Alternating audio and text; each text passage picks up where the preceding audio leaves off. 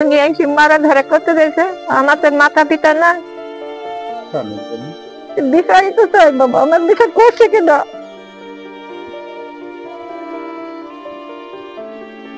গাংনী উপজেলার কাজীপুর গ্রামে এক বৃদ্ধা ভিক্ষুকের নিজ নামীয় জমি দখল করে আবার তার বাড়ির পথ আটকে দিয়েছে প্রতিবেশী প্রভাবশালী এক গোষ্ঠী। শুধু পথ আটকে ক্ষান্ত হয়নি, ওই ভিক্ষুককে ও তার অসহায় দরিদ্র ছেলেকে নানাভাবে অত্যাচার ও হুমকি ধামকি দিচ্ছেন বলে অভিযোগ উঠেছে। এ নিয়ে পথ অবমুক্ত করে দেওয়ার আবেদন জানিয়ে গাংনী থানায় একটি লিখিত অভিযোগ দিলেও সুরাহা হয়নি। ওই ভিক্ষুককে উচ্ছেদ ও পুলিশ প্রশাসনকেও দেখে নেওয়ার হুমকি দিচ্ছেন তারা। বিষয়টি গাংনী উপজেলার নির্বাহী অফিসার, জেলা প্রশাসক ও গাংনী সেনাবাহিনীর কাছে আকুল আবেদন জানিয়েছেন ওই বৃদ্ধা। পরের বাড়ি চাই কিনতে খাই, আমার বাপের সম্পত্তি আস্থা পর্যন্ত আমার ঘিরে আমাকে বাড়িতে আমাকে এক ঘিরে করে রেখেছে বাপে, আমাকে এক ঘিরে করে রেখেছে, আবদ্ধ রেখেছে। তখন আমার হবে কি, তাহলে বাবুর কাবের তার ছেলে পিড়ি নিয়ে আসি, শুনি আসি মারা ধরে করতে দিয়েছে আমাদের মাথা পিতা।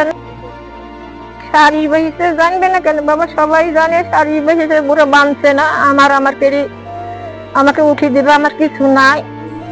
জানা গেছে কাজীপুর হাজীপাড়া এলাকার মৃত জাবারত আলীর ৩৯ শতক জমি তার স্ত্রী ও ৫ মেয়ে ভাগ পান।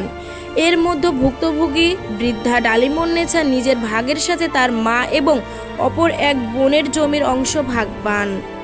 ডালিমন্নেছার মোট ১৬ শতক জমির মধ্যে তার ছেলে মেহের আলী সোয়া ৫ শতক জমি মেয়ের বিয়ের জন্য প্রতিবেশী আবু তালেব, আবুল হোসেন ও কাবের হোসেনের কাছে বিক্রি করে দেন।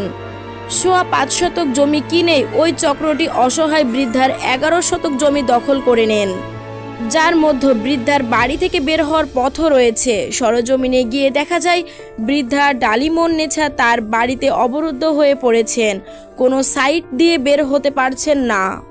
ডালিমনকে সরকার একটি টিনের ঘর বানিয়ে দিয়েছেন, সেই ঘরেই কোনো রকম জীবনযাপন করে ডালিমন্নেছা। তিনি এ ব্যাপারে গাংনী থানায় একটি লিখিত অভিযোগ দিলে থানার উপপরিদর্শক SI অঙ্কুশ গত শুক্রবার বিকেলে সরজমিনে গিয়ে পথটি খুলে দেওয়ার জন্য কাবের আলী, বাবল আলী এবং আবু তালেবকে বললেও তারা পুলিশের উপর ক্ষিপ্ততা দেখান। পরে কোনো সমাধান না হয় পুলিশ ঘটনাস্থল থেকে চলে আসেন। সরকার আমাকে ঘর বাড়ি বানিয়ে দিচ্ছে, তাও আমাকে সে ঘর বাড়ি তো আমার বাস করতে দিচ্ছে না। আমার বাড়ি ঘর সব উৎসবকে দিচ্ছে, আমাকে গাড়ি ছাড়িয়ে দিবে, আমি কোথায় যাবো? আমি আমার বাবা মার ভিটে ছাড়ি কোন জায়গায় যাবো? আমার ভিটেতে জায়গা দিচ্ছে না।